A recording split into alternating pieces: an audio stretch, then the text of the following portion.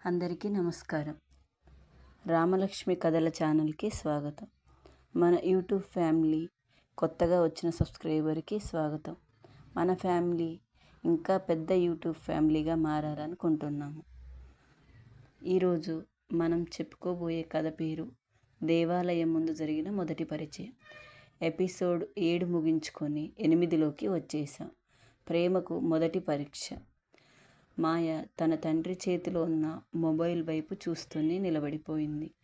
స్క్రీన్పై రాహుల్తో కలిసి నవ్వుతూ మాట్లాడుతున్న వీడియో ఒకటి కనిపిస్తుంది. ఇంట్లో అందరూ నిశ్శబ్దంగా ఉన్నారు. మాయ తండ్రి మాత్రం గంభీర్యంగా అడిగాడు, మాయ, ఈ అబ్బాయి ఎవరు? మాయ గొంతు ఎండిపోయింది. కొన్ని క్షణాలు మాట్లాడలేకపోయింది.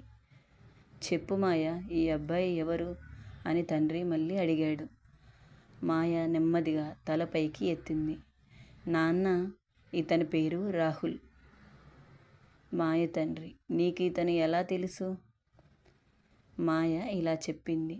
దేవాలయంలో పరిచయం అయ్యాడు నాన్న. తర్వాత కాలేజీలో మళ్ళీ కలిశాం. అలా స్నేహితులమయ్యాం నాన్న అని మాయ తన తండ్రికి చెప్పింది. అలా మాయ మాటలకు తండ్రి ముఖంలో కోపం తగ్గలేదు. స్నేహితుడా లేక ఇంకేదైనానా అని మాయ తండ్రి అడిగాడు. మాయ మౌనంగా నిలబడిపోయింది. ఆ మౌనమే సమాధానం అయింది. కొద్దిసేపటి తర్వాత తండ్రి గట్టిగా అన్నాడు, ఇక నుంచి నువ్వు ఆ అబ్బాయిని కలవకూడదు. ఆ మాట విన్న మాయ కళ్ళల్లో నీళ్లు నిండిపోయాయి. నాన్న, ప్లీజ్ అని అడిగింది మాయ. మాయ తండ్రి, ఇది నా నిర్ణయం అని చెప్పి అక్కడి నుంచి వెళ్ళిపోయాడు. ఆ మాటలకు మాయ భయపడిపోయింది. మాయ తన గదిలోకి వెళ్ళి తలుపు వేసుకొని ఏడవసాగింది. మరోవైపు రాహుల్కు మాయ నుంచి ఎలాంటి మెసేజ్ రాలేదు. అందుకు అతను చాలా ఆందోళన పడుతూ ఉంటాడు. మాయ వాళ్ళ ఇంట్లో ఏం జరిగిందో, ఎలా ఉన్నదో మాయ అనుకుంటూ మనసులో ఆలోచించుకుంటూ ఉంటాడు. ఇది ఇలా ఉండగా మాయకు ఫోన్ చేస్తాడు రాహుల్. కానీ ఫోన్ మాత్రం ఆఫ్ చేసి ఉంటుంది మాయ. మళ్ళీ కాల్ చేశాడు. అదే సమాధానం. రాహుల్కు ఆ రోజు రాత్రంతా నిద్ర పట్టలేదు. మరుసటి రోజు మాయ కాలేజీకి రాలేదు. రాహుల్ ప్రతి క్లాసులో ఆమె కోసం ఎదురు చూశాడు. కానీ మాయ మాత్రం కనిపించలేదు. తర్వాత లైబ్రరీకి వెళ్ళాడు. క్యాంటీన్కి కూడా వెళ్ళాడు. తర్వాత గార్డెన్కి ఒకసారి వెళ్ళి చూశాడు. కానీ మాయ ఎక్కడా కనిపించలేదు. అతని మనసులో చాలా భయం పెరుగుతుంది. సాయంత్రం అయింది. రాహుల్ ధైర్యం చేసి మాయ ఇంటికి వెళ్ళాడు. గేటు బయట నిలబడి లోపలికి చూశాడు. అప్పుడే మాయ తండ్రి బయటికి వచ్చాడు. మెల్లిగా గేటు దాకా వచ్చి, ఎవరు కావాలి అని అడిగాడు మాయ తండ్రి. దానికి రాహుల్, అంకుల్, నేను రాహుల్ అని చెప్పాడు. రాహుల్ ఆ పేరు వినగానే ఆయన ముఖం మరింత గంభీరంగా మారింది. అప్పుడు మాయ తండ్రి, నువ్వేనా? మాయతో ఒకసారి మాట్లాడాలి అంకుల్ అని అన్నాడు. అవసరం లేదు అని చెప్పాడు మాయ తండ్రి. దానికి అంకుల్, ప్లీజ్ ఒక్కసారి మాయని పిలవండి అన్నాడు.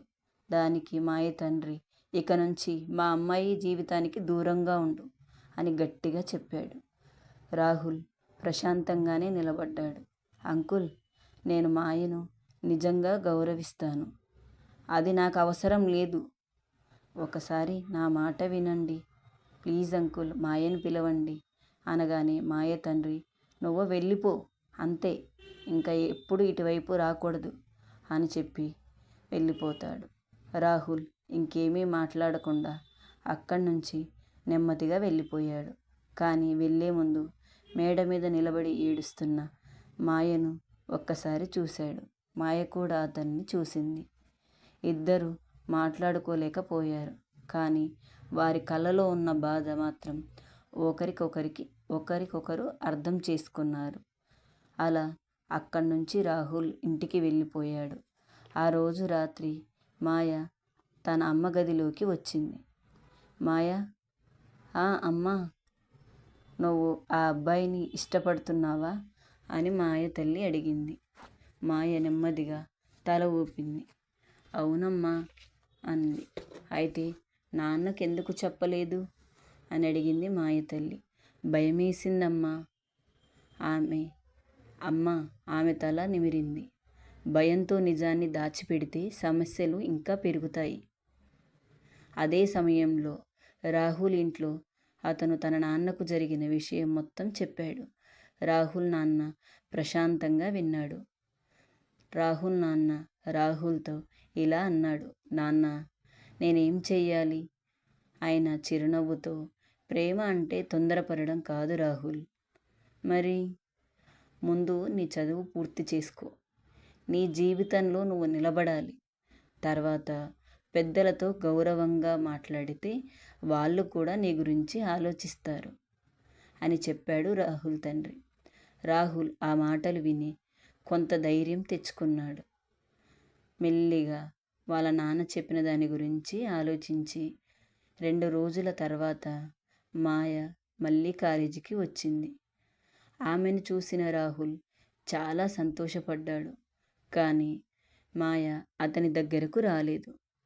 దూరం నుంచే చూసి క్లాసులోకి వెళ్ళిపోయింది.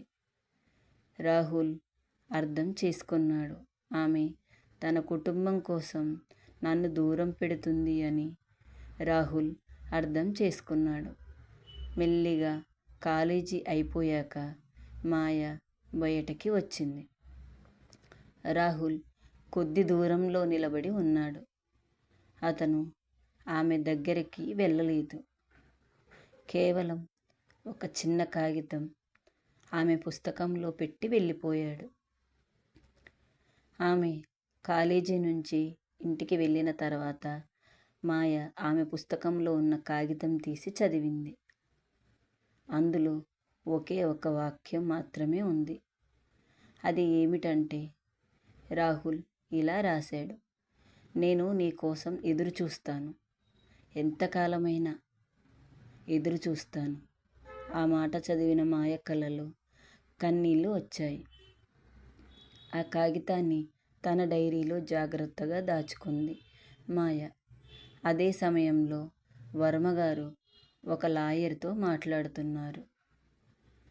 పెళ్లి విషయాన్ని త్వరగా ముందుకు తీసుకెళ్ళాలి అని వర్మగారు లాయర్ గారిని అడిగారు.